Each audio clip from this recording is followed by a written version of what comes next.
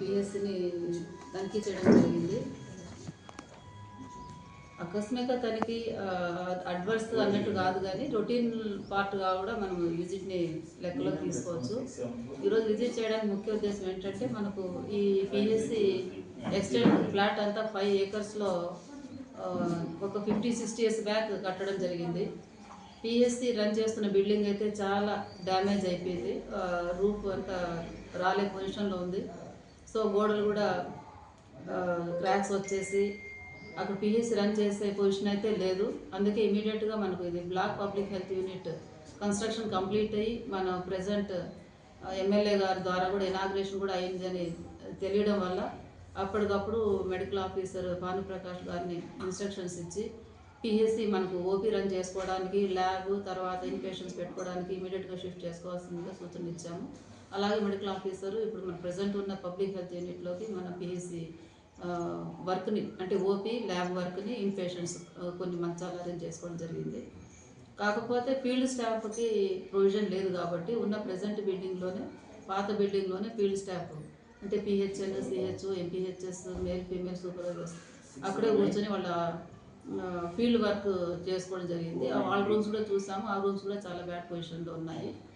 ఇంకొక రూమ్లో ఆయుష్ అమ్మాయి క్లినిక్ రన్ ఆయుష్ డాక్టర్ క్లినిక్ రన్ చేసుకుంటున్నారు. సో ఓవరాల్గా బిల్డింగ్ అయితే దేనికి కూడా మనం ఇన్ఫ్రాస్ట్రక్చర్ రన్ చేసుకునే పొజిషన్లో అయితే లేదనేది ఇంకోసారి మనం గుర్తుపెట్టుకోవాలి. అలాగే ఈ బిల్డింగ్ సంబంధించి ఇంత బ్యాడ్ పొజిషన్లో ఉండడం వలన ఎప్పుడైనా సరే కూలే పొజిషన్లో ఉంది అని నాకు జెడ్పీ మీటింగ్లో లాస్ట్ మంత్ జరిగిన జెడ్పీ మీటింగ్లో ఇక్కడ జెడ్పీటీసీ గారు కూడా గుర్తు చేయడం జరిగింది. వెంటనే ఆయన సూచన ప్రకారము, జెడ్పీ చైర్పర్సన్ సూచన ప్రకారము ఈ బ్లాక్ పబ్లిక్ హెల్త్ యూనిట్ కూడా మార్చుకోవాలని ఆ రోజే నిర్ణయం చేసుకొని మెడికల్ ఆఫీసర్కి తగిన సూచనలు కూడా ఇవ్వడం జరిగింది. నాకు ఈరోజు రొటీన్ విజిట్ గురించి అయితే సీజనల్ డిజీజెస్ గురించి, మనకి ఇప్పుడు ట్రాన్స్మిషన్ సీజన్ కాబట్టి మలేరియా, డెంగీ ఫీవర్స్ ఎక్కువ ప్రబలే ఛాన్సెస్ ఉన్నాయి కాబట్టి మనకు జూన్ నుంచి డిసెంబర్ వరకు ట్రాన్స్మిషన్ సీజన్గా పరిగణిస్తాము. ఆ భాగంగా కూడా విజిట్ ఇచ్చి మెడికల్ ఆఫీసర్ దగ్గర ఇన్ఫర్మేషన్ తీసుకున్నాము. ఇప్పటికీ ఇయర్కి 3 cases మాత్రమే డెలివరీ రికార్డ్ అయినట్టు తెలిసింది. అలాగే medical officer, supervisor staffs, schools, hostels, మన వాళ్ళ ఏరియాలో ఉన్న స్కూల్స్ కానివ్వండి, హాస్టల్స్ కానివ్వండి, మంత్లీ ట్వైస్ విజిట్ చేసే అవసరం ఎంతైనా ఉంది. ఎందుకంటే అక్కడున్న స్టూడెంట్స్కి హెల్త్ చెకప్ చేయాలి.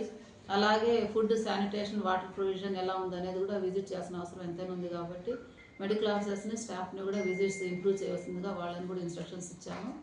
అట్ ద సేమ్ థింగ్ ఈరోజు ఫ్రైడే ప్రెగ్నెంట్ మదర్స్ అంతా పిహెచ్సికి వచ్చి టెస్టులు చేసుకోవడం, వాళ్ళకి అనీమియా అంటే మనకు హెచ్బి 10 grams కంటే తక్కువ ఉన్న మదర్స్కి ఐరన్ ట్యాబ్లెట్స్ కొంతమంది టాలరేట్ చేయలేరు. అలాంటి మదర్స్కి ఐరన్ సుక్రోజ్ ఇన్ఫ్యూషన్ అనేది కూడా పిహెచ్సి లెవెల్లోనే ఒక 5 doses ఆల్టర్నేట్ డే ఇవ్వడం జరుగుతుంది. దాని తర్వాత హెచ్బి కొద్దిగా ఇంప్రూవ్ అయ్యాక వాళ్ళకి డైట్తో మేనేజ్ చేసుకోమని చెప్పడం కూడా జరుగుతుంది. అలాగే ఎంఎల్హెచ్పిస్ సంబంధించి మనకు సెక్రటరీస్ తీసుకుంటే 12 ఉన్నాయి ఓడిసిలో, 11 ఎంఎల్హెచ్పిస్ ఉన్నాయి.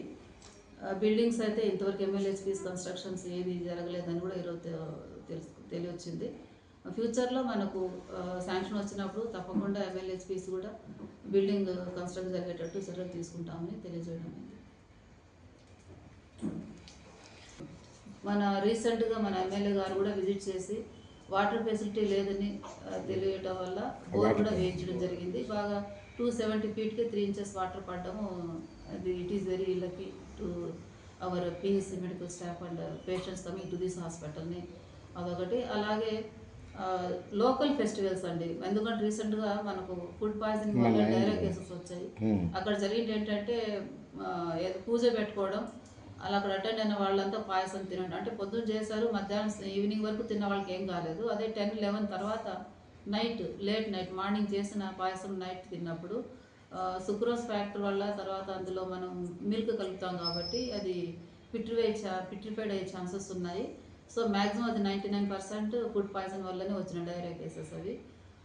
సో మనకు కార్బోహైడ్రేట్స్ వల్ల వచ్చిన కాబట్టి వితిన్ అవర్లో కొత్త కేసెస్ మనకు 7:38 తర్వాత కొత్త కేసెస్ ఏమైతే రాలేదు, 20 cases వచ్చి ఆగిపోయాయి. ఆ కేసెస్ అంతా బాగా రికవర్ అయినారు. అదే మనం జాతరలప్పుడు మీట్, మటన్, చికెన్ తినేది ఎక్కువ ఉంటుంది. అది మనం స్టోర్ చేసుకుని తిన్నామంటే మాత్రము అది చెడిపోయిన మాంసం తిన్నా ఆ ఫుడ్ పాయిజనింగ్ వల్ల వచ్చే కేసెస్ అయితే కంట్రోల్ చేయడం చాలా కష్టం అవుతుంది.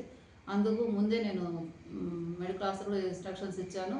పబ్లిక్ను కూడా ముందే ఈ లోకల్ ఫెస్టివల్స్ ఎక్కడెక్కడ జరుగుతాయి, జాతరలు ఎక్కడ జరుగుతాయి అనేది ముందే మనం లిస్ట్ అవుట్ చేసుకొని అక్కడ తగిన శానిటేషన్ గురించి కానివ్వండి, పబ్లిక్ తీసుకోవాల్సిన జాగ్రత్తల గురించి కానివ్వండి, మెడికల్ ఆఫీసర్ ఫీల్డ్ స్టాఫ్ ద్వారా కూడా వాళ్ళకి అవేర్నెస్ క్రియేట్ చేస్తాం. క్యాంప్స్ కూడా మనం రెగ్యులర్గా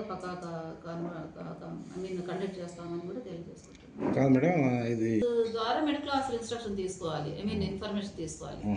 సో మనం ఆశాస్ ఎంతవరకు చేయగలుగుతారు వాళ్ళు చేస్తారు, ఇంటింటికి వెళ్ళి చెప్తారు ఈ విధంగా జాతర జరిగేటప్పుడు మీరు ఫ్రెష్ ఫుడ్డే తీసుకోండి, వాటర్ అయితే ఎప్పుడైనా సరే వేడి చేసి చల్లార్చిన వాటర్ తీసుకోండి, ప్రాపర్గా శానిటేషన్ ఇంటి చుట్టుపక్కల మెయింటైన్ చేయండి అని.